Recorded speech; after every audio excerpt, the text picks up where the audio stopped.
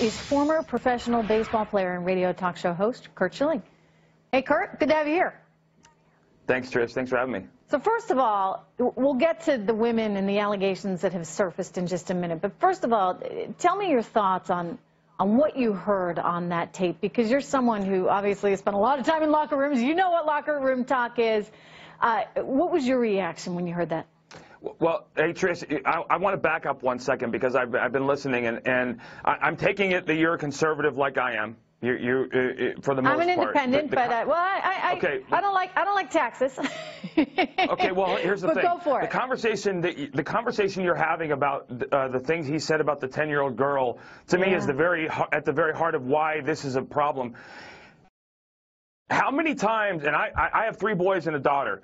How many times have you looked at a young man and said, wow, is he going to be, he's a beautiful young man. Wow, he's a gorgeous young man. And that man was 12, 13, 14, 15. I'll be honest, or he's a beautiful. Curt, yeah. 0. I've never Now, now that's a lot. There's no way you haven't seen somebody else's son and said, wow, he's beautiful. Wow. I mean, and thought I'm going to be dating him? No. No, but that's... You're on your own on this one. But, no, I'm not on my own on this one because I have boys. My youngest son is a gorgeous young man, and I've heard women say, wow, he's a beautiful young boy. To jump to the point where you're insinuating like something like pedophilia or a molestation is where you're going with this, because he's joking about, well, when she gets older, I'm going to date her. I mean, how do you get from there to being revolted and disgusted? Yeah, you know, I don't look at a young boy and say, in 10 years, I'm going to date him. Well, we don't, but you don't actively look for that. And I think that would be pretty sad if I did.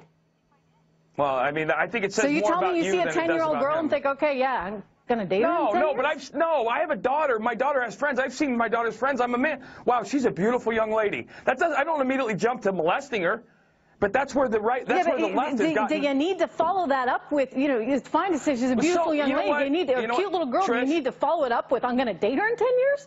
Trish, I'm not going to ask you how old you are, but I'm going to guess in your years of life, you've gone on and probably gone over the edge and said things, well, you know what, I probably shouldn't have added that. And I know you're not running for president. Okay, so I'll give you that. He has a tendency to do that, Curt.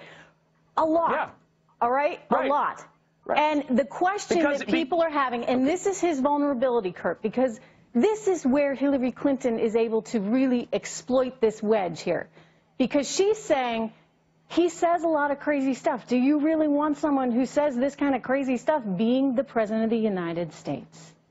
Well, and I'll respond to that with this. It's a very simple answer. Do you want somebody who talks in a way that makes you uncomfortable and has said things that you think are despicable and reprehensible, which you know she has, or do you want someone that's actually done those things? What she's done, from Benghazi to Haiti to the Clinton Foundation to Juanita Broaddrick and the women her husband assaulted, raped, molested, or whatever you want to call them, that she helped defend their lives. He's not a politician. He's never